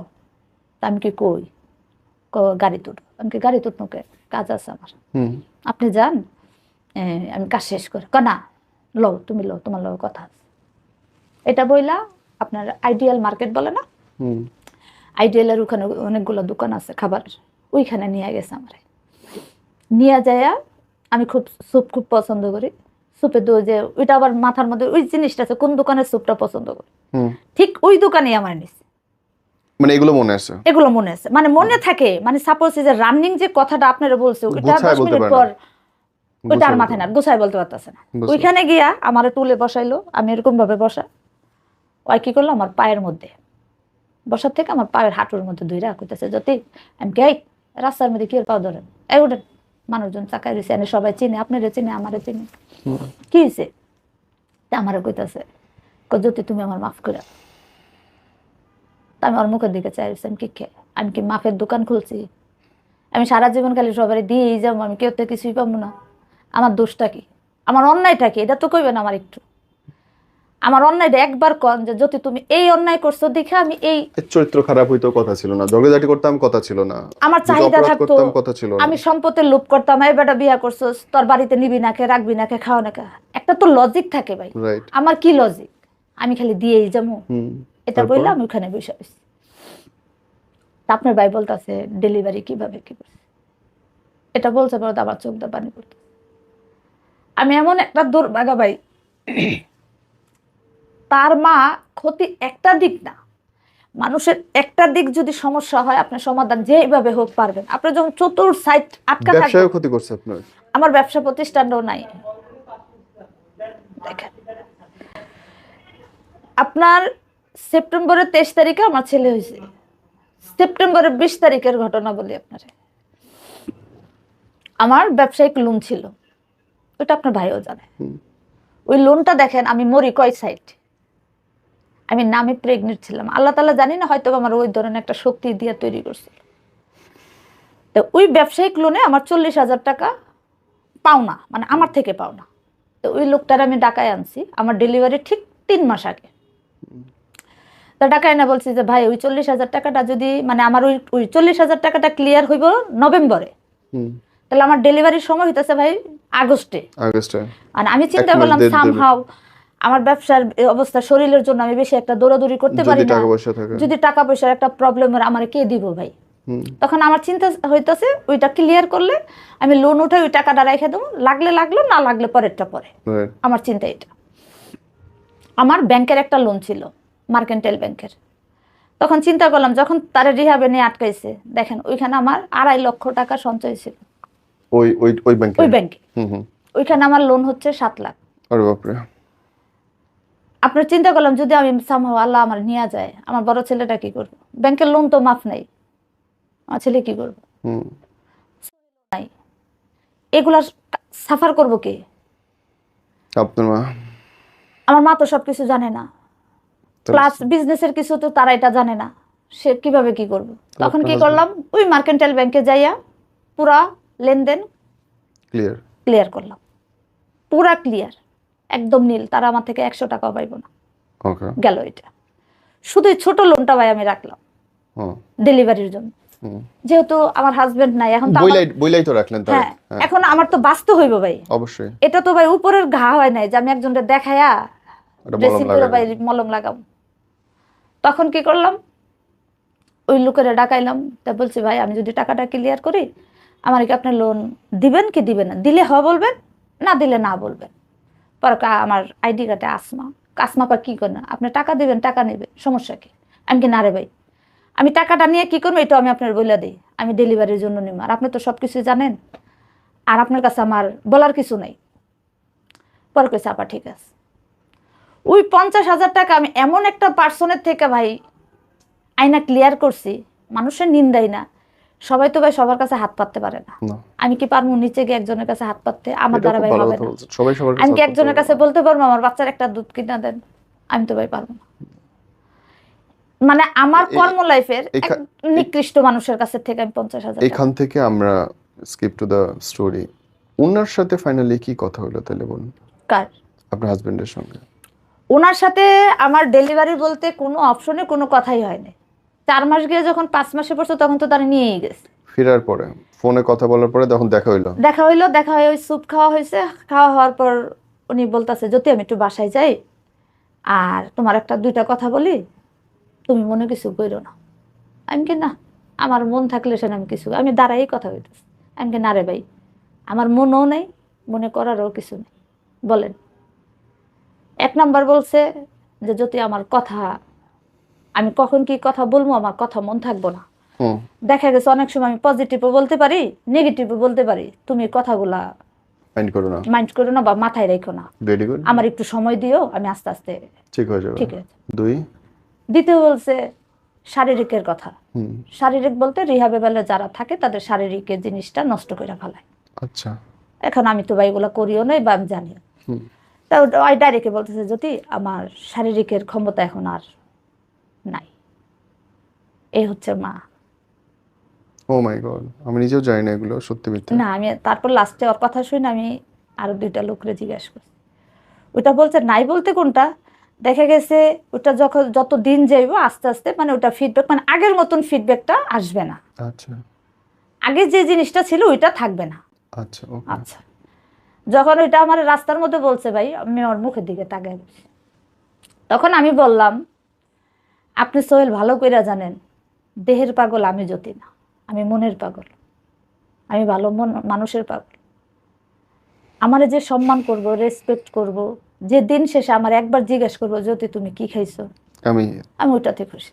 এই যে ওনার সাথে তারপরে কাহিনীটা কি, তারপরে কি তখন মানে আপনাকে আলাদাটা কখন করলো, কেন করলো, আমার এটা জানার ইচ্ছা। আলাদাটা হইতাছে, আচ্ছা যাক আসলো, তখন তারা আর ওর সবচেয়ে বড় সমস্যা হইতাছে ওর কথা পেটে রাখে বলে না কিছু। না। ওকে। আপনি বলতেছেন না এখানে বৈশা থেকে শুনবো, আছে না তর্ক করে বা উত্তর দিতেছে, কিচ্ছু বলবো না, এটা হলো সবচেয়ে বড় সমস্যা। আর ওই সমস্যার কারণে আজকে আমার এই অবস্থা। যখন ওর বাসার রিহাব থেকে আনার পর, রিহাবের থেকে তার থেকে সই দিয়ে তারে আনা হয়েছে, হুম। আমার ডিভোর্স দিলে তারে রিহাব থেকে বের করব, নাহলে রিহাব থেকে তার মা প্লাস তার ওয়াইফ বের করবে না। হুম। রিহাব থেকে আসার ঠিক 3 থেকে 4 দিন পর ফকিরাপুলেরই লোক একজন আমার ফোন দিছে, আফিফের আম্মু কই তুমি, আমার ছেলের বন্ধুর মা। তা আমি তো অফিসে, আচ্ছা সন্ধ্যার সময় একটু দেখা করি। তা আমি তো নর্মালি রাস্তাটা চলাফেরা করে গেছি। পর তো তুমি কিছু শুনছো, আমি কি না, কেন কি হয়েছে, তো রিহাবের থেকে ওর মায় এমনি এমনি বার করছে। আমি তাকাই রয়েছি, মানে হিসাব আমার মিলতেছে না, কিন্তু ইনস্টল আমার বাসায় যখন কথাটা হয়েছে আমার বাসায়, হুম। মানে আমি দেখতেছি কথা এখন দুই রকম। অলরেডি আমার জামাই আমার ঘরে, জামাই আমার ডিভোর্স দিব সই দিয়েছে, মানে কথাটা দুই রকম হইলো না ভাই। আমি আর ওনার সাথে শেয়ার করি নাই, উনি আবার আমার শাশুড়ির কাছে কথা আদান প্রদান করে। যাক কিছু বলি নেই, আমি আচ্ছা ঠিক আছে, কেউ যদি কারোরে না রাখে তার কাছে তো জুড়ে থাকা যায় না। তা আমি আবার হাসতাছি, আমি আমারে ডিভোর্স দিব, ছেলেরও ডিভোর্স দিব, আমি আবার এই কথাটা বলছি। এটা বললাম চলে গেছি। বাসায় আসলাম, আমি অফিসের কাজ শেষ করে রাত্রে 12টায় ঘরে গেলাম ছেলেরে নিয়ে। আমার হাজব্যান্ড ঘরে, শরীর খুবই অসুস্থ, মানে সেম একটা বাচ্চা যেরকম ঠিক ওরকম তার অবস্থা। সারাদিন ছোট্ট পোলাপানের মতন শুয়ে থাকে, সে বিছনার থেকে উঠতেও পারে না। তা আমার মা খালি বলে, মা অনুরোধ মা তুই কিছু করিস না, থাক থাক। আমি চিন্তা করলাম আমি যে একটা ব্যক্তিরে গালি দিব, গালিটা কারে দিব, তো বোঝেই না কিছু। আমি আপনার থাপ্পড় দেবো, থাপ্পড়ের ফিডব্যাকই তো আপনি আমার দিবেন না, আমি থাপ্পড় কারে মারব। যে ব্যক্তি 24 ঘন্টার মধ্যে 22 ঘন্টা চা সিগারেট খায়, সেই ব্যক্তি সিগারেটের টাকা যদি আমার থেকে নেয়, আমি তারে কি বলতে পারি। তারপর কি উনি নিজে কখন মানে যখন চলে গেলেন আপনাদের কি ডিভোর্স হয়ে গেছে? ডিভোর্স সে দিছে শুনছি, কিন্তু ডিভোর্সের কাগজ তার মা আটকায় রাখছে, আমার হাতে দেয় না। ওকে, তার মানে আপনার হয় নাই। এখন কি করছে না করছে এটা আমি জানি, আমার হাতে আসে উনি নাই। উনি কি আপনার কাছে বিদায় নিয়ে গেছে যে আমাদের সম্পর্ক রাখবো না? হ্যাঁ, কিভাবে বিদায় নিছে জুন মাসের 5 তারিখে। আপনার আমি বাসার নিচে, উনি আমার বাসায় গেছে, আমার সাথে দেখা হয় না। মানে আমি একটা কি কাজের জন্য আর কি নিচে নামছি, আমার বাসা 5 তলা। তা আমি যখন শুনছি সে আসছে, তা আমার ভিতরে রাগ, আমার বাচ্চাটা অসুস্থ, 500 টাকার জন্য আমি মানুষের কাছে হাত পাতি। আহারে। আমি সে এমন একটা হাজব্যান্ড, এমন একটা বাপ, তার কোটি কোটি টাকা পড়ে রয়েছে। আমার ছেলে, আমি রাত্রে 12:30 পর্যন্ত ফকিরাপুল বাজারের সামনে দাঁড়াই থেকে আমি 500 টাকা নিতে পারিনি। আমার ছেলে অসুস্থ, সিজারের বাচ্চা তো যার আছে সে বুঝে, বা যার বাচ্চা, সিজার বলে কোনো কথা না, যার সন্তান আছে 3 বছর একমাত্র সে বোঝে। আমি ফকিরাপুল বাজারের মধ্যে ভাই, মেন রাস্তার মধ্যে আমি রাত্রে 12:30 পর্যন্ত দাঁড়ায় রয়েছি। আমি কার কাছে যাবো, কার থেকে টাকা নেব? ছেলের দুধ নাই, ছেলেও অসুস্থ। আমি ভাই বোবার মতন আমি দাঁড়ায় রয়েছি। তো কম বেশি সবাই তো চিনে ভাই, চিনলে কি সবার কাছে হাত পাতা যায়? সবাই তো জানে বাড়িওয়ালার বউ, আমি তো জানি আমি কোন বাড়িওয়ালার বউ। 12:30 পর্যন্ত ভাই দাঁড়ায় থেকে, মানে ব্যবসার ক্ষেত্রে তার সাথে কাজ করি, কখনো তার সাথে আমার কোনো লেনদেন নেই। ওই যে কয় না, মা জাত খারাপ জাত। লাস্টে 1:45 বাজে আমি ফকিরাপুল মোড়েই দাঁড়ানো, অথচ আমার হাজবেন্ড কিন্তু ঘরে। ফকিরাপুল বাসায় এসে নিচে ঘুমায়, আর তার সন্তানের চিকিৎসা দুধের হইতেছে না। টাকার জন্য রাস্তার লোকেদের কাছে দাঁড়ায় থাকি। তখন ওই লোকটারে ফোন দিছে, ভাই আপনি কই? তো উনি আমার ভাবি ডাকে, ভাবি এত রাইতে আপনি ফোন দিয়েছেন? আমি কি ভাই একটু দরকার, ভাবে আমি পেরেছে আছি। আমি কি তাও ভাই, তো ভাগ্য ভালো যে সন্দেহ করে নাই, কোনো কিছু ঝামেলা হয় নাই। হ্যাঁ, তখন ওই লোকটা কইতেছে, ভাবি কি হয়েছে? আমি কি ভাই মনে কিছু কইলেন না, একটা কথা কই। কোন ভাবে? আমি কি ভাই 1000 টাকা হইব? তখন সে বুঝতে পারছে, ভাবি আপনি কই? আমি কি ভাই ফকিরাপুল বাজারের মোড়ে। মানে আমি ফোনে কথা কইবে, আমার মুখটা কথা বের হয় না। তখন হাজবেন্ডের সঙ্গে কোনো যোগাযোগ নেই। তখন সে আমার বাসা থেকে তার বাসায় গেছে, মানে ফকিরাপুল এসিতে ঘুমাইতেছে, তার কোনো খবর নেই। দিব্যি তারপরে না, দেখা হয়নি। তার কোনো আর খোঁজ খবর নেই। মানে আমি ওই আসি, পর থেকে তারপরে আর ওই দেখা পরের নেই। থেকে আমার বাসায় 16-17 দিন ছিল অসুস্থ। তারপরে বাসায় আসলো, আমি একটু ফকিরাপুল, মানে ওর ছেলের কথা, আবিরের কথা, আমি তো আবিরে দেখে, তা আমার কথা হলো তার সন্তান ভাই, সে দেখতেই পারে, এটা আমার বলার কোনো অধিকার নাই। আর আমি যেহেতু দেখে গেছি, আমি কেন এগুলো নিয়ে কথা বলবো? আমার তো বলার কোনো দরকার নেই। হাজবেন্ড যদি মারা যায়, বিধবা তো আমি একাও না, দুজনে হবে তো। দুইজনই হবো। আর এই যে গেল, আমি ওই পয়েন্টে জানতে চাচ্ছি বোন, যে বিদায়টা নিল কি বইলা? বিদায় নিছে, সে ঘরে ঢুকছে, তারা এখানে সবকিছু, মানে তার মা, তার ওয়াইফ, আমার শ্বশুর, সবাই সবকিছু পরিকল্পনা কইরা, মানে তার ব্রেন ভালো মতন ওয়াশ করে বা যাই হোক, তার সেট আপ দিছে।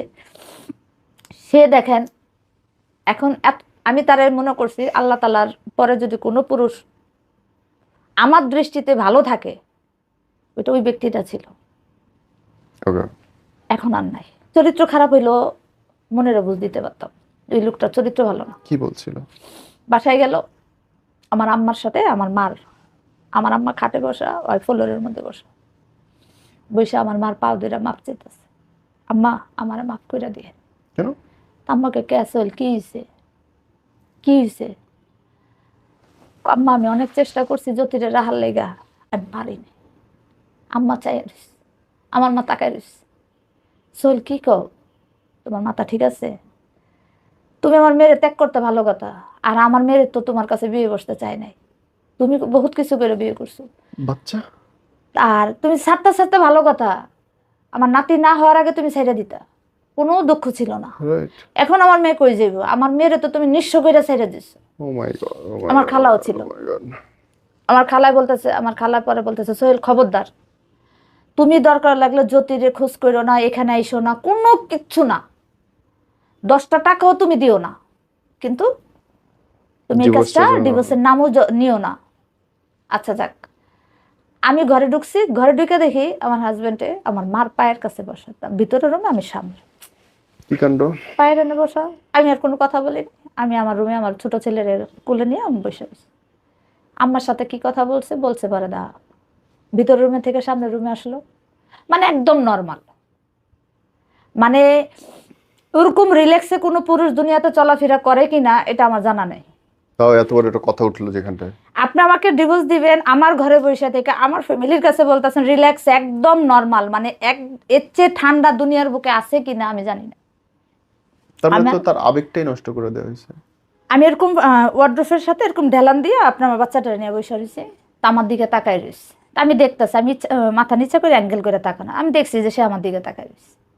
2-3 মিনিট তাকানোর পর বের হইব, দরজার সামনে তো আমি বসা, আমার মাথাটার মধ্যে হাত দিল, হাত দিয়া বলতেছে জায়গা ভালো থেকো। আমি ব্যাস। কিন্তু এখানেই বসা, এই ব্যাস। হচ্ছে তার লাস্ট কথা, জায়গা ভালো থাকো। জায়গা ভালো থেকো। আমার দোষ কি? আম্মার সাথে যে ডিভোর্সের কথা বলছে এটা তো আর আমি জানি না, আমি তো নিচে ছিলাম। না, আপনি জানলেনই না আপনার ডিভোর্স হয়ে গেল? না, আমি কিছুই জানি না, হয়। কিন্তু পুরো ফকিরাফুল লোকে জানে আমার ডিভোর্স দিছে, কিন্তু আইজও কিন্তু আমি ডিভোর্সের কোনো পেপার পাইনি। দেখেন বোন, আপনার এই লাইফের অদ্ভুত গল্প থেকে যারা দেখতেছে তারা যদি শেখে, কি শিখতে পারে বলেন তো? আমার মতন ভুলটা যাতে না করে, কোনো পুরুষে যেন বিশ্বাস না করে। আর ওই যে একটা কথা আছে না, দুষ্ট লোকের মিষ্টি কথা থাকে, এটা সবাই বলে, আমিও বলি অনেকের। আপনার আমি বললাম না, আমি কিন্তু সারাদিন পুরুষের মাঝখানে থাকি, আমার কিন্তু অ্যাক্সেসরিজের কাজ। আমার আমার মোবাইলে যদি 20টা কল আসে, 20টাই পুরুষে কল দেয়, আর মহিলাদের মধ্যে হচ্ছে আমার আত্মীয় স্বজন। হুম। যে লোক আমি তার সবচেয়ে দুনিয়ার বুকে চরিত্রবান পুরুষ মনে করছি, ভালো মনে করছি, সৎ মনে করছি, এবং কি এই লোকের ধারায় যে আমি যদি আজকে এই জায়গায় এসে আমার দাঁড়াইতে হইব, আমি ভাই মানতে পারতাছি না। That's happen. মানুষ এক। অতি বিশ্বাস করলে। তারপর দেখেন, আমি তারে কিচ্ছু বলিনি, যখন সে চলে গেছে আম্মা দেখে কান্তাছে, তখন বললাম, আমি কি ব্যাপার সোহেল, যাওয়ায় তোমার চোখ দা পানি পড়ে, আমি দিয়ে বসে রয়েছি, আমার চোখ দা পানি পড়ে না, তোমার চোখ দা পানি পড়ে। আমার মা আর কিছু বলে নাই, বললো আমার খালাকে যতই এমন সোহেলে এই কথা বলছে। আমি কি ভালো, এখন আপনার মুখটা যদি আপনি একটা কথা বলেন, সেটা তো আর আমি ফিরাই নিতে পারবো না, পারবো? আমি কোনো কথা বলিনি, আমি তার একটা কথাও বলিনি, আমি ফোনও দিইনি। যে ব্যক্তি, আমি যখন তাকে ডিভোর্স দিতে চাইছি তখন আমাকে বলছে হাদিসে নাই, ডিভোর্স দেওয়া গুনাহ। এখন কোন হাদিসে আছে? এখন কোন হাদিসে আছে? তাও কোনো কারণ ছাড়া। কারণ নাই। কারণ কি? আমার মার কাছে বলছে ছেলে হয়েছে দেখে আমার রাখতে পারে না, মেয়ে হইলে আমাকে রাখতে পারত। হয় রে।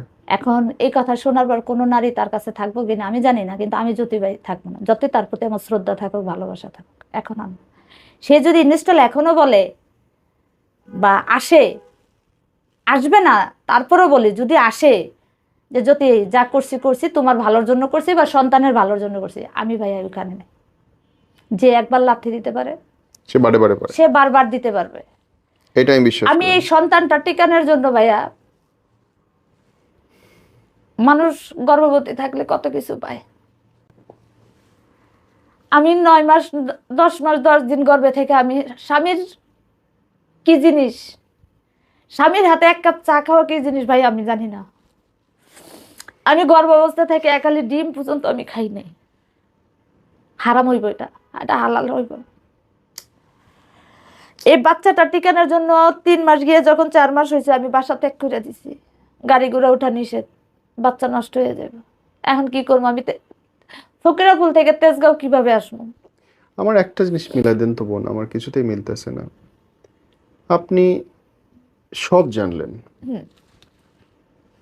আপনি একটা ইন্ডিপেন্ডেন্ট মেয়ে, আপনি তো ফালতু মেয়ে না, ব্যবসা করা মানুষ, জীবনে পোড় খাওয়া মানুষ, এবং মেরুদণ্ড সোজা মানুষ। আমি অনেকক্ষণ এটা নিয়ে ভাবতেছি। আপনি যখন একটা মানুষের হাত ধরবেন, তখন সেই মানুষটা তো আপনার চেয়ে শক্ত হইতে হবে, সেই আমি তো মানুষটা আপনার চেয়ে বড় হইতে হবে, সেই বড় মানুষটা আপনার হইতে চেয়ে হবে। রেসপন্সিবল হইতে হবে। হ্যাঁ, তার ভিতরে অন্য সাইডের দায়িত্ব দেখছি ভালো, মিথ্যা কথা বলবো না। আমি তো আপনাকে একটাই বললাম, সে যদি 3 বেলা আমার পিটাইতো ভাই, কোনো দুঃখ থাকতো না। একটা গালি দিত বা সন্দেহ করতো, এই তোর কাছে অমুকে ফোন দেয় তমুকে ফোন দেয়, একটা কথা আছে না, কোনো দিন না, কোনো দিন না। এবং কি আমাকে নিয়ে তৃতীয় কোনো পার্সনের সাথে সে কখনো জোর গলায় কথাও বলে নাই। ওই ব্যক্তির ধারা আজকে আমি ভাই নিঃস্ব।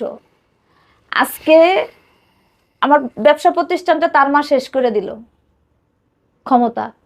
স্বাভাবিক।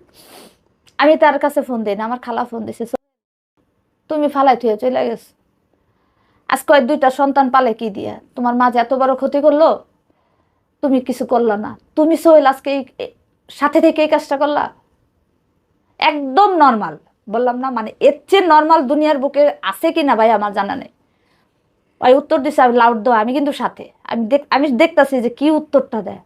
আল্লাহ খালা, আমি তো কইতে পারি না খালা, আম্মা এই কাজ করছে, আমি তো জানি না খালা, এই এতটুক কথা। বিশ্বাস করবেন না ভাই, আমার পায়ের রক্ত মনে করেন আমার মাথায়। আমার 8টা বছরের বিজনেস তিলে তিলে কইরা গড়ানো ভাই অফিস। আমি 2016 সালে সেপ্টেম্বর মাসে অফিস চালু করছি, 2024-এর আগস্ট মাসের 25 তারিখে তার মা সব শেষ করলো। নিজের কর্মক্ষেত্র নষ্ট হয়ে যাওয়ার একটা এটা আপনার সাজানো সংসার। একদম এটা যদি দেখেন আমি বাহির থেকে এসে এটা নষ্ট করে দিচ্ছি, আপনার ভিতরটা কেমন লাগে? জ্বলে যাবে। এবং কি এটার ইনকাম দিয়ে আমার 2টা সন্তান, আগে বাঁচাইছি একটা, এখন বাঁচাই 2টা। ও মাই গড। আগস্টের 25 তারিখে আমি নিঃস্ব। আমি একটা কথা বলিনি, আমি বোবা, আমি কার সাথে কথা বলবো? আমার ভিতরে একটু ইয়াটা বেশি ভাইয়া, ঘৃণার অভিমানটা বেশি। আমার আপনার প্রতি একবার অভিমান জন্মাইলে আমার যত কষ্ট আমি এখানে আর আসবো না। বোন, লাস্টলি যদি আমাদের যারা দেখতেছে তাদের জন্য কিছু বলতে চান? তাদের জন্য এতটুকু বলি, বিয়ে বসা কোনো অন্যায় না। এখন আমার ক্ষেত্রে আমি মনে করি আমি বিয়ে বসছি, এটা আমার অন্যায়। আমার অবৈধ থাকাটা ভালো ছিল, তাহলে তো আজকে একটা সন্তান নিয়ে আমার রাস্তায় থাকতে হতো। আমি দিন শেষে সারাদিন রাস্তাটা ঘুরি, যখন রাত্রে ঘরে ঢুকি আমার সন্তান কিন্তু বাপ দেখেন। আমি 4 মাসের বাচ্চা ফেলায় ফেলায় এখানে রাস্তায় রাস্তায় ঘুরি। আমার বাচ্চা 1 ফুট হইলো তো বুকের দুধ খাইতে পারতো না। এক হচ্ছে পায় না, দিতে হইতেছে আমিও নিজের থেকে হ্যাং হয়ে গেছি। বুকের দুধের নেশা করলে তো আমি তো কাজ করতে পারবো না। আমি এমনই পুরা কপাল, আমি সিজারে যখন ঢুকি ভাই, জামাই নেই তখন বাসা? জামাই তো নাই, এটা তো মানছে। তার মেয়ে, মানে আমার সতীনের মেয়ে, আমার ছেলের সাথে কিভাবে যেন মেসেঞ্জারে অ্যাড হয়, উল্টা পাল্টা কথা কইয়া আমার বড় ছেলেরে বিগড়াই দেয়। আমার ডেলিভারির ঠিক 15 দিন আগে আমার ছেলে আমার বলে এই বাচ্চা হইতে পারবো না, ডেলিভারির মাত্র বাকি 15 দিন। কেমনে সম্ভব? আমি আমার ছেলের দিকে তাকাই রয়েছি, পোলা কি কয়। আমার ভাগ্নের কাছে আমার ছেলে মেসেজ পাঠাইছে, আম্মু রেখো, কি করব, কি করতে পারবো করতে, নাইলে আমি ফাঁসি দেব। আর এক পয়লা আমার ছেলে টেস্ট পরীক্ষা দিব। ওইটারই বিগড়াইল কেডা? ওইটারে বিগড়াইছে আমার সতীনের মেয়ে, ওই খুব ট্যালেন্ট। ওই ফেসবুক ইনবক্সে? হ্যাঁ, মেসেঞ্জারে, কি ব্যাপার আফিফ, তোমার আম্মুর বেবি হবে, বাপকে উমুক তুমুক, মানে নেগেটিভ যত অ্যাঙ্গেল কথা আছে। বোন, আমার তরফ থেকে আপনার জন্য দোয়া, এবং আমি বিশ্বাস করি যে যে মেয়ে নিজের পেট চালানোর সাথে সাথে আরো 3জন মানুষের দায়িত্ব নিতে পারে সে দুনিয়ার সব পারে। সততা এবং পরিশ্রম দিয়ার দিন টিকে আছেন, আল্লাহ আপনাকে আরো অনেক দূর নিয়ে যাবে। হ্যাঁ, আমি জানি না তাতে মানুষের দোয়া অবশ্যই আমার প্রতি আছে এবং বাপ মার দোয়াও আছে। এখন আমি কিছু কিছু দিক থেকে হইতেছে ভাই আমি খুব জিদি, আমি সহজে হার মানি না মেয়ে না। ইনশাআল্লাহ। আমার অফিস তার মান নষ্ট করছে, এখন আমি কিন্তু ছোটখাটো একটা অফিস তার বাড়ির সামনে নিছি। Very good. যেমন এই বিল্ডিং, ধরুন ওই বিল্ডিং 1 মিনিটও লাগবে না। এবং কি ওই বাড়িওয়ালা কিন্তু তাদেরই আত্মীয়, তারাও জানে আমি কার বউ, তারা সবাই জানে। আমি বলছি আমি কারো বউর পরিচয় নিয়ে আমি আপনাদের কাছে আসি, ছোটখাটো একটা অফিস নিছি। মিথ্যা, এর মধ্যে আমার সাথে একজনের সাপোর্ট আছে। ওই লোকটাও বেশি ভালো যে তাও বলবো না, আবার একদম নিকৃষ্ট যে তাও বলবো না। দুনিয়ায় কেউ ভালো না কেউ খারাপ না, কারণ সব না, একরকম। আমি তারা কেন খারাপ বলতেছি, হইতেছে ওই লোকটা হইতেছে মিথ্যা কথা বলে বেশি, এটা হলো তার সমস্যা। আর ভালো সাইডটা হইতেছে সে কি করলো এটা ভাই আমার দেখার বিষয় না। সে সবচেয়ে বড় কথা হলো আমার সন্তানের মৃত্যুর দরজায় চলে গেছিল, উঠে আনছে। ওইখানে যে ব্যক্তি কোটিপতি, কোটিপতির সন্তান হাসপাতালে, আমি কিন্তু কোটিপতির থেকে 100 টাকা পাইনি। সে শুনছে আমার সন্তান হাসপাতালে, সে কিন্তু হাসপাতালে আমার সন্তানও দেখতে আসে নাই। এবং কি যে ব্যক্তি দেখতেই আসে না সেই ব্যক্তি টাকা দিবে কিভাবে? ওই পার্সনটা আমার সন্তানরে, আল্লাহ হয়েছে রহমত না করলে আপনি আর আমি কিছুই করতে পারবো না, ওই পার্সনটা আমার সন্তানের ট্রিটমেন্টের সম্পূর্ণ টাকা দিছে। কারণ আমার তো বিজনেসই নেই, তো আমি টাকা পাবো কই ভাইয়া? বললাম মানুষ জারিয়া হিসেবে যাদেরকে দেয়, ভালো আছে মন্দও আছে, আমার ভিতরে ভালো হয়তো বা থাকতে পারে, খারাপটাও ভাই আছে। কিন্তু তার কাছে আমার প্রশ্ন একটাই, যে আমার দোষটা ভাই কোন জায়গায়? আমি স্যাক্রিফাইস করে গেলাম, কষ্ট করে গেলাম, দিন শেষে আমি জায়গা বিক্রি করে, আমি এক সন্তানের জন্য জায়গা কিনছি, আরেক সন্তানকে দুনিয়াতে আনার জন্য আমি জায়গা বিক্রি করে আমি সন্তান ডেলিভারি করি। তার মা লোক সেটেল করছে, আমি 8 দিন হাসপাতালে ভর্তি হবো, ওইখান থেকে আমি আরেক হাসপাতালে ভাইয়া ভর্তি হই, লোকজন সেটেল করছে সিজারের রুমের থেকে যাতে বাচ্চা সরাই ফেলায়। আমি যদি সিজারে ঢুকি, আমার সিচুয়েশনটা ভাইয়া কি? আমি কি ওটিতে ঢুকে যুদ্ধ করবো কারোর সাথে? আপনি বলেন। সম্ভব আল্লাহ না কি তো। এতই আধ্যাত্মিক শক্তি আমার ভিতরে? আল্লাহ মাফ করুক, কিন্তু এইটা আমার কাছে অনেক বেশি ফকিরা ফুলের কয়েকজন লোক আমারে ফোন দিছে, যাদের সাথে আমি 1 কাপ চাও কখনো খাইনি। বলকে ভাবি আপনি কোন হাসপাতাল? আমি কি কেন, কি হয়েছে? আমাদের হুকুম ছাড়া হাসপাতালটা বেরোবেন। কে ভাই? ওনারা রাজনীতি করে। তখন আমি কি কে? কভাবে সব কেয়ার উত্তর পরে, আগে জীবন বাঁচান। হিসাব তো ভাই আমার মেলে না। সেম মনে করেন বাংলা সিনেমার নায়িকা, মানে সত্য কথা, আমি এখন একলা একলাই হাসি পাগলের মতন, সিরিয়াসলি ভাই। প্রেগনেন্ট মেয়ে, প্রেগনেন্ট হইলাম, ডেলিভারি করলাম নিজের পরিশ্রম কইরা, 10 মাস পেরেশের মধ্যে রাত কাটাইলাম, ডেলিভারির জন্য আরেক জায়গায় দৌড়াইতেছে, ডেলিভারি করলাম, 50,000 টাকা লাগবে সিজারের 8 দিনে। এখন গেলাম আরেক হাসপাতালে শুধু সন্তানটারে বাঁচানোর জন্য। এখন আবার বলে লোকজন ঠিক করতে হইবে। আরে শালা, লোকজন কেন ঠিক করতে যান? কারণটা কি? যেদিন রিলিজ করলো 4 দিনের দিন ওই লোকেরা ফোন দিল, মানে রাজনীতিবিদ, ওনারা নেতা, ফকিরা বলেরই, তা ওনারা আমার খুব রেসপেক্ট করে আমার কর্মক্ষেত্রে। সবচেয়ে মজার বিষয় শুনলে অবাক হইবেন, আমি ওখানে কিন্তু যতই হোক একটু হলো কেউ জানে, আমি কিন্তু কেউ আমার কেউ সাপোর্ট দেয় না। আপনি এখনো বিশ্বাস না করলে আপনি ফকিরাফুল গিয়া সোহেলের বউ বলবেন, কেউ আমার চিনব না। আপনি গিয়া বলবেন ফকিরাফুল 1 নম্বর গলিতে, বা ফকির দৈনিক বাংলা গিয়েও যদি বলেন যে বৈশাখী কি, আপনি আমার খোঁজ পাবেন। ইনশাআল্লাহ বোন, আমরা আজকে শেষ করছি। ঠিক আছে, আল্লাহ আপনাকে শক্ত রাখুক, আল্লাহ আপনার সহায়। এতটুকুই সবার কাছে অনুরোধ, আমার মতন করে কেউ যেন আর দোকান আঁকায়।